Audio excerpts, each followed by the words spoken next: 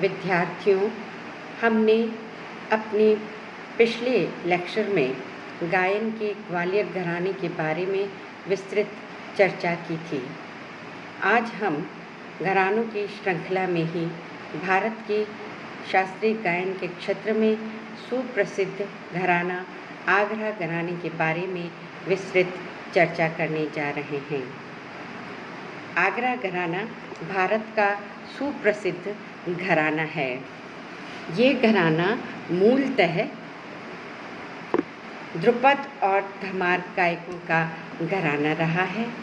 इस घराने के जन्मदाता जो हैं वो हाजी सुजान खां माने जाते हैं। वस्तुतः इस घराने के गायक अपने घराने का मूल अकबर दरबार के सुजान खां से मानते हैं, जो कि तानसेन के समकालीन रहे हैं। सुजान खां ग्वालियर के ध्रुपद गायक रहे हैं। यहाँ पर विद्यार्थियों ये बात विशेष ध्यान देने योग्य है। इन्हीं के वंश में गग्गे खुदाबख्श हुए, जिन्होंने इस घराने की ख्याल गायकी की नींव डाली।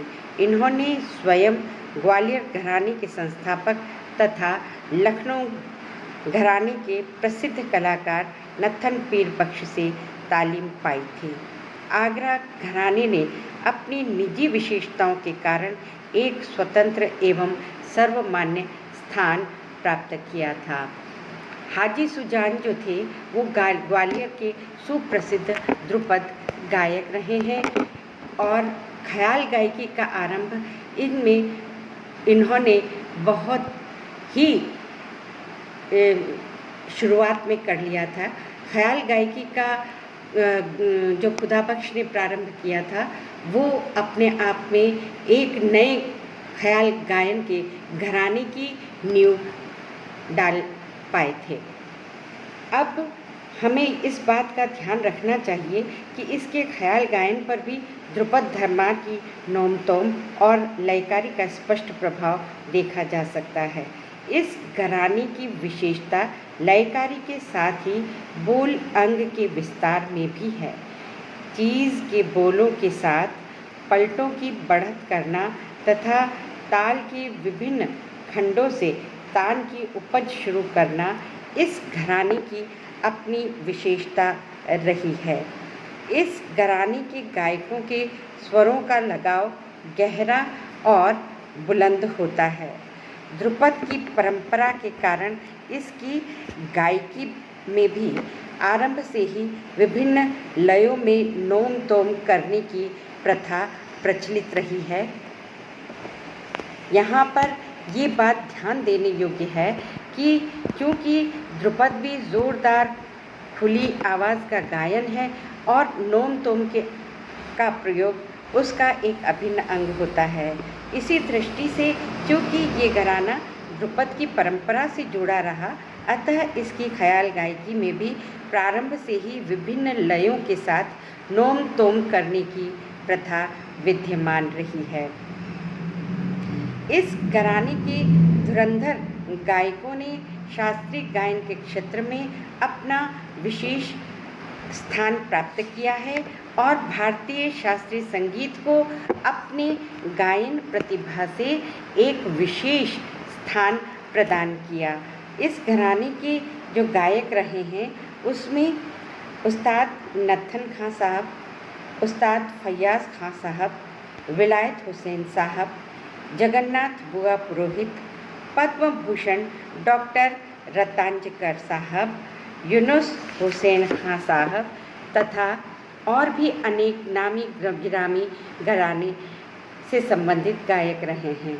गुलाम अब्बास के नाती स्वर्गीय उस्ताद फैयाज़ खां तथा नत्थन खां के पुत्र स्वर्गीय विलायत हुसैन खां इस घराने के सर्वोच्च एवं प्रतिनिधि कलाकार रहे हैं।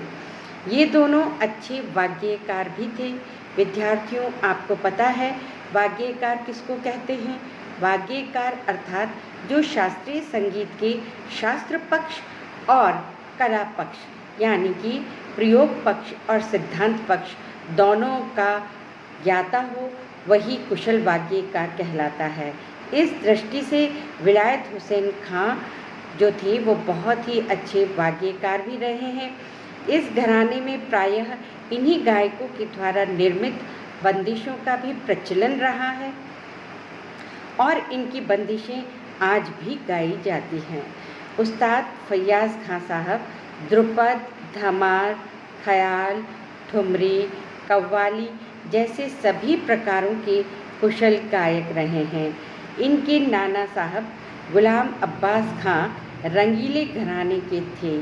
फैयाज़ खां में यही रंग और रसीलापन आनुवंशिक रूप से विद्यमान था। कुल मिलाकर विद्यार्थियों स्मरण रहे कि आगरा घराना जो है वो एक मूर्धन्य गायकों का घराना रहा है, जिन्होंने अपनी प्रतिभा से एक विशिष्ट स्थान बनाया। सारांश रूप में कहा जा सकता है कि यह घराना यद्यपि ग्वालियर घराने से निकला है, तथापि अपनी कुछ नवीन विशेषताओं का समावेश करने के कारण इस घराने ने अपना सर्वथा पृथक अस्तित्व कायम किया और वो अस्तित्व आज भी हमारे शास्त्रीय संगीत जगत में अनमोल धरोहर के रूप में विद्यमान है। आगरा घराने की ताने स्वर लेने का तरीका अपने आप में बहुत ही विशिष्ट और निराला है। अब हम आगरा घराने की जो प्रमुख गायन की विशेषताएं हैं उनके बारे में हम विस्तृत रूप से चर्चा करने जा रहे हैं।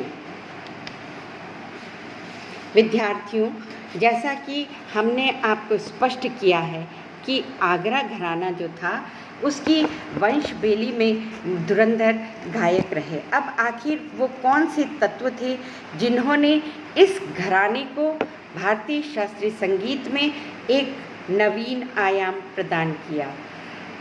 आगरे घराने की विशेषताओं के बारे में हम सबसे पहले यही कहना चाहेंगे कि इसकी विशेषता है स्वर लगाने के तरीके में। इनका स्वर लगाव बहुत ही खुला हुआ करता है और जवारीदार आवाज़ इस घराने की एक निराली ही विशेषता है। ध्रुपद के समान इसमें भी ख्याल गायन के क्षेत्र में नोम तोम का आलाप किया जाता है। जबड़े की तानों का प्रयोग किया जाता है। गायकी में भी जबड़े का विशेष प्रयोग किया जाता है। बंदिश जो है या चीज़ें जो हैं वो बोलतान की विशेषता को रखती है।